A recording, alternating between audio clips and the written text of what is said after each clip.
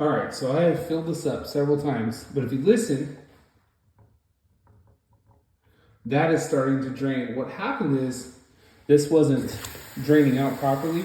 So what I'm doing is I'm filling this up with steaming hot water, as hot as my faucet will put out, and then I'm letting it sit for a few minutes.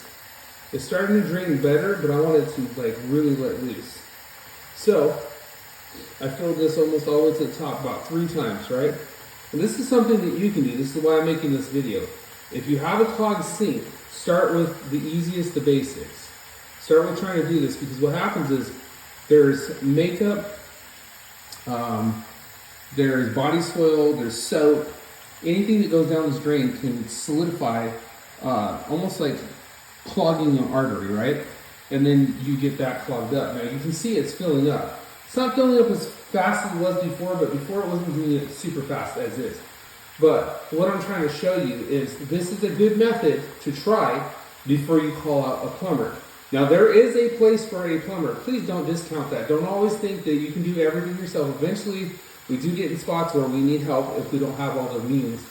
I just happen to have the know-how to do all these things myself. And the other thing that I know, I don't have an overflow. So right here, there's no hole. There's no cavity in the sink for it to go down and bypass. So we're gonna do this. And I'm not hearing that draining again. I'm trying to melt off whatever soils are in there, okay? I do know there's a P-trap under here, so that's a spot where you could check.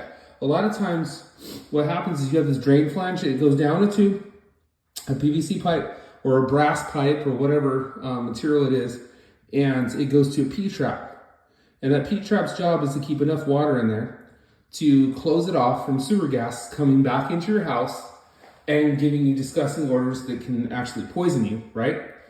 And what will happen is a lot of times, if it's not the drain flange itself that's clogging up all the way down in to the P-trap connection, the P-trap will be will be filled up with hair, bacteria, soap, makeup, scum, minerals, and other elements.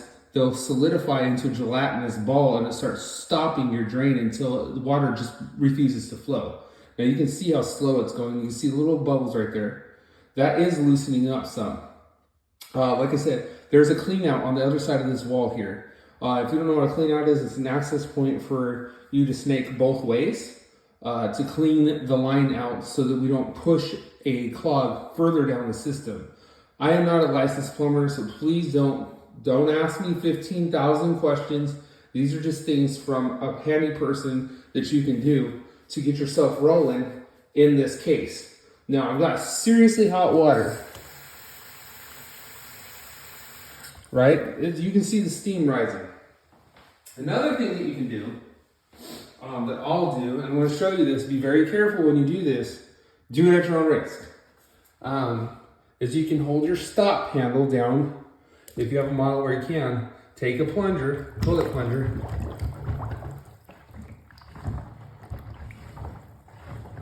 and you can plunge a sucker. There you go. Your clog is pushed through and it's free flowing. Now, we don't want to just assume, there's an old saying about assuming. It makes a bleepity bleep out of you and me, right? So now you can see it's flowing well. My guess is that enough of those little hair follicles got in there and just kind of gave it a little disturbance, but this sink doesn't get used very often. When it does, it's gonna dry up. So anything up at the top can actually crystallize.